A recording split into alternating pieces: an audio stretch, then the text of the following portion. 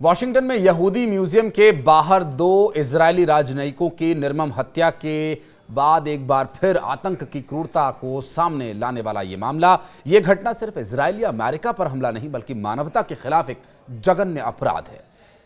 नमस्कार, मैं हूं आशीष त्रिपाठी आपके साथ और न्यूज 18 के इस डिजिटल प्लेटफॉर्म पर इस वीडियो के अंत तक ये जानने की कोशिश अब हम करेंगे कि क्यों हुआ मोसाद फेल।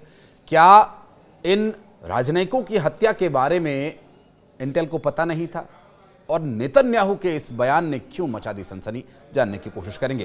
दरअसल ये जो पूरा घटनाक्रम घटित हुआ कैपिटल यहूदी संग्रहालय के पास हुआ और दोनों कर्मचारियों की गोली मारकर हत्या की गई।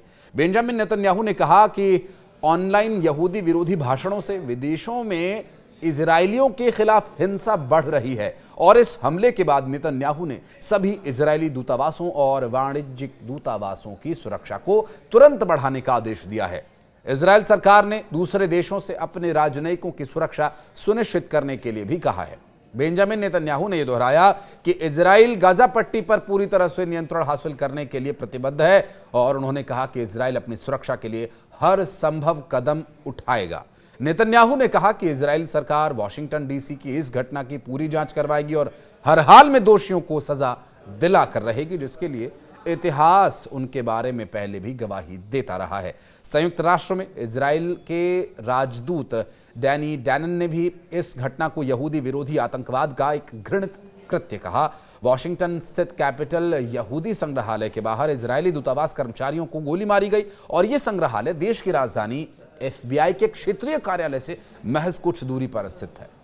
अमेरिकी पुलिस ने अभी गोलीबारी की घटना के संबंध में विस्तार से जानकारी नहीं दी है। अमेरिकी agency federal bureau of investigation यानी FBI ने इस घटना की जांच शुरू किए जाने की बात तो कही। इस बीच प्रेसिडेंट डोनाल्ड ट्रंप ने कहा कि हत्याएं बंद होनी चाहिए। उन्होंने ट्रुथ सोशल मीडिया पर लिखा, ये भयानक जो DC हत्याएं जो साफ तौर पर यहूदी विरोधी भावना पर आधारित है अब खत्म होनी चाहिए। नफरत और कट्टरपंथ की अमेरिका में कोई जगह नहीं है। पीड़ितों के परिवारों के प्रति संवेदना ये बहुत दुखद है कि ऐसी चीजें हो सकती हैं। भगवान आप सभी का भला करे। ये डोनाल्ड ट्रंप की प्रतिक्रिया सोशल मीडिया पर आई। अमेरिकी गृह सुरक्षा मंत्री क्रिप्टी नोएम ने घटना में एक पुरुष और महिला को गोली मारे जाने की पुष्टि की। उन्होंने ये जानकारी दी। दोनों कैपिटल यहूदी संग्रहालय से बाहर निकले थे और क्रिस्टी ने बताया तभी इन पर हमला किया गया। नोएम ने कहा कि हम सक्रियता से इस घटना की जांच कर रहे हैं और मामले की जानकारी के लिए काम कर रहे हैं। हम अपराधियों को न्याय के कटघरे में लाएंगे।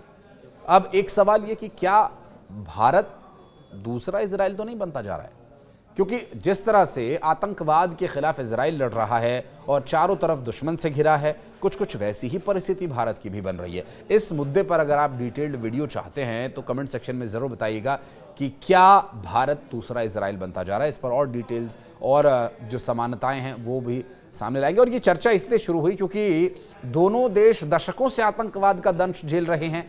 इस लड़ाई में एक दूसरे को सहयोग भी कर रहे हैं और हाल ही में 22 अप्रैल 2025 को पहलगाम में जो कृत्य किया गया आतंकियों के द्वारा, हालांकि उसके बदले की कार्रवाई भी की गई।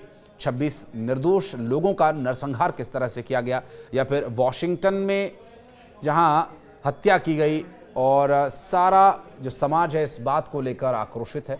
इजरायली राजनयिकों की हत्या का जो मामला सामने आया, आतंक जो किसी की जिंदगी को नहीं देखता, बस ये बर्बादी ही फैलाता है। इजराइल के प्रधानमंत्री बेंजामिन नेतन्याहू ने इस हमले के बाद दुनिया भर में इजरायली दूतावासों और नागरिकों की सुरक्षा बढ़ाए जाने के निर्देश दिए हैं। उन्होंने स्पष्ट शब्दों में कहा कि खून का बदला खून। यह हमला उस मानसिकता को दर्शाता है, दिखाता है जो हिंसा के माध्यम से अपने एजेंडे को आगे बढ़ाना चाहती है। जिस हमलावर ने यह वारदात को अंजाम दिया वो गोली मारने के बाद फिलिस्तीन की आज़ादी से जुड़े नारे लगा रहा था, जो इस हमले के पीछे की आतंकी विचारधारा को स्पष्ट करता है।